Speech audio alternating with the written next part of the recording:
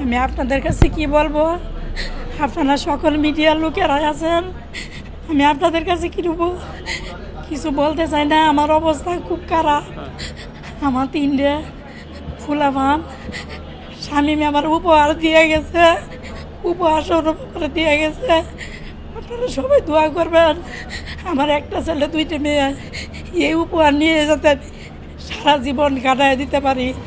আর আমি যাতে আমার ফুলাভান্ডিরে স্বামী মেয়ে মৃত্যু অবস্থায় তাকে দোয়া করে গেছে, আমার ফুলাভান্ডি আল্লাহ দেখবো, তুমি আমার ফুলাভান্ডি তোমার কাছে দিয়ে গেলাম, তার কথা যেন আমি রাখতে পারি। আর আমি যেন তার কথা মতো তার ফুলাভান্ডিরে মানুষের মতো মানুষ করে গড়ে তুলতে পারি। এটি আপনাদের কাছে আমার অনুরোধ, আপনারা সবাই দোয়া করবেন।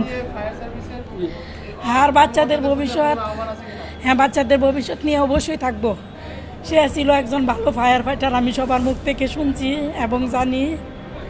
সে আরও 2-3বার আহত হয়েছে এই ফায়ার সার্ভিসে কাজ করতে যায়। এবারও হয়েছে, এবারটা সে মৃত্যুর সাথে ভাঞ্জাল হয়েছে, তার জীবন মরণের প্রশ্ন হয়েছে। লাস্টে সে দেশের এবং জনগণের জন্য কাজ করতে গিয়ে দেশের জন্য সে জীবনই লাস্ট দিয়ে দিল। সে কোনো ফুলামানের চিন্তা করে নাই, সে তার বাচ্চাদের চিন্তা করে নাই, সে দেশের চিন্তাই করছে, করে সে তার জীবন দিয়ে দিছে। ফায়ার সার্ভিস এবং সিভিল ডিফেন্সের চৌধুরী মহোদয়, আপনারা সবার প্রতি আমি দৃষ্টি আকর্ষণ করে বলছি, সে চাকরি করতো, মাস শেষে বেতন পাইতো, আমার কিছুই নাই।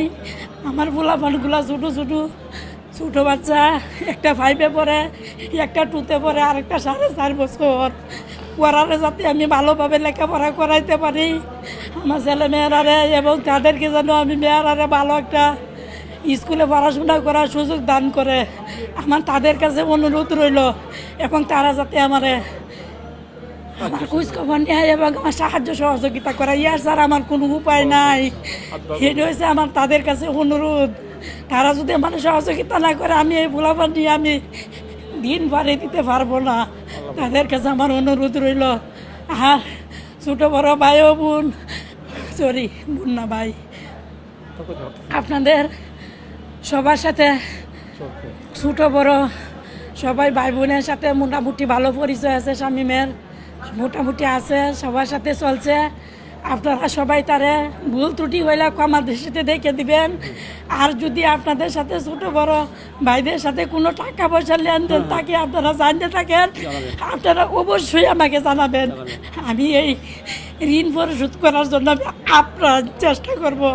কেননা মানুষ যদি মানুষের ঋণ না দিয়ে মরে, সে বেহেশতে প্রবেশ করতে পারবে না। ঋণ পরিশোধকারীর ঋণ প্রবেশ করতে হয়, আপনারা আমাকে জানাইবেন। আপনাদের কাছে আমার অনুরোধ রইল,